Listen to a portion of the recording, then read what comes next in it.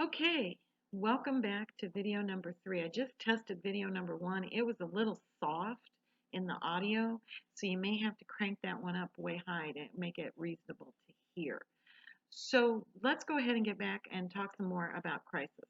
As I said, in our industry, we are often dealing with people who are in a serious, tragic crisis center situation, which requires us to, to deal with them in that altered state.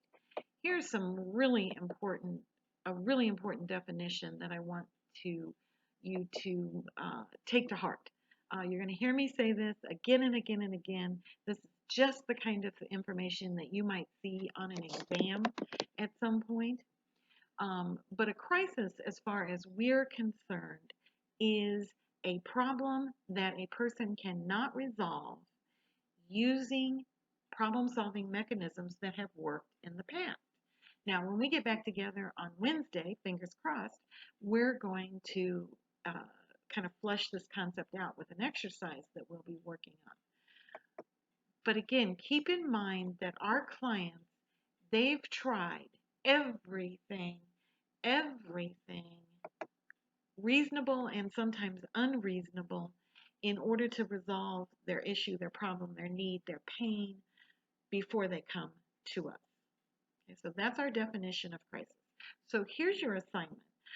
I would like you to email me a brief description of a crisis that you have experienced at some point, any point in your life, with the problem solving steps that you took to try and resolve that problem or that issue, that need, that pain, before you had to either hopefully not give up, but reach out for some kind of assistance, support, information from other people.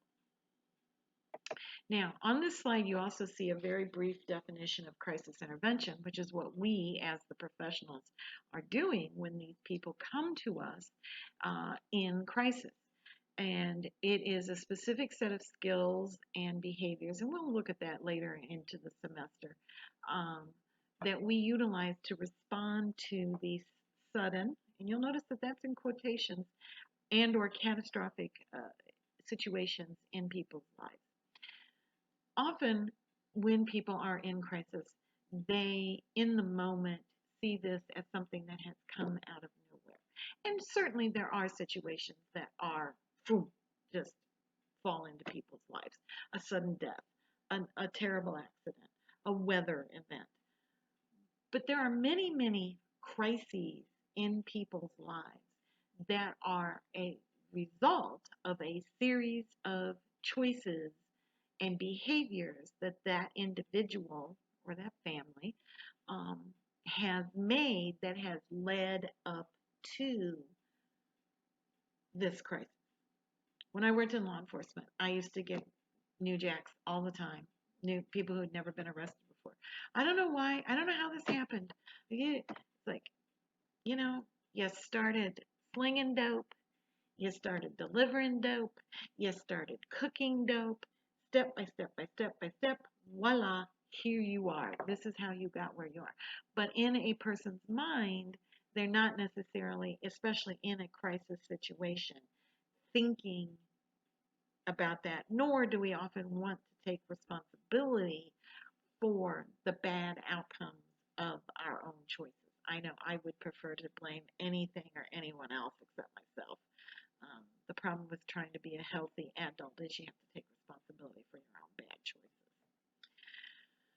Okay, so let's kind of wrap this discussion up today. So certainly as an industry, absolutely as an industry, we understand that the more that you can prevent problems, the easier those problems are to deal with, or they may never occur. As a society, though, we're not necessarily on board with that in terms of believing it or wanting to put the money and resources to support prevention versus reaction.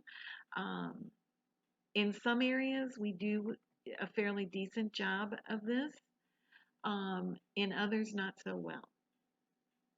Um, but we know from all kinds of research that if you can prevent a problem from happening, or if you can keep that problem from becoming enormous, that's always going to save time, save money, save effort, save pain, and create better living situations for wherever the prevention took place.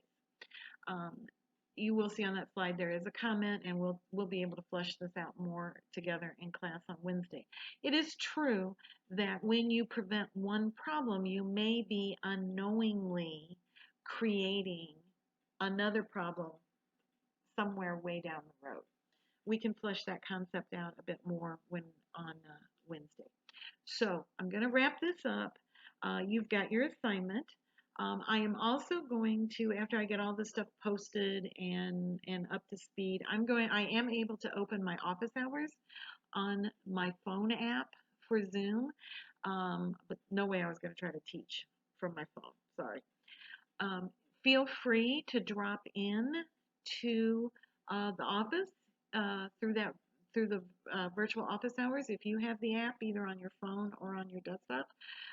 If you do have any questions or comments, I am also going to be opening a discussion board for the next 23 hours, give or take. Again, as a place for you to put questions, comments, need for clarification based on today's videos.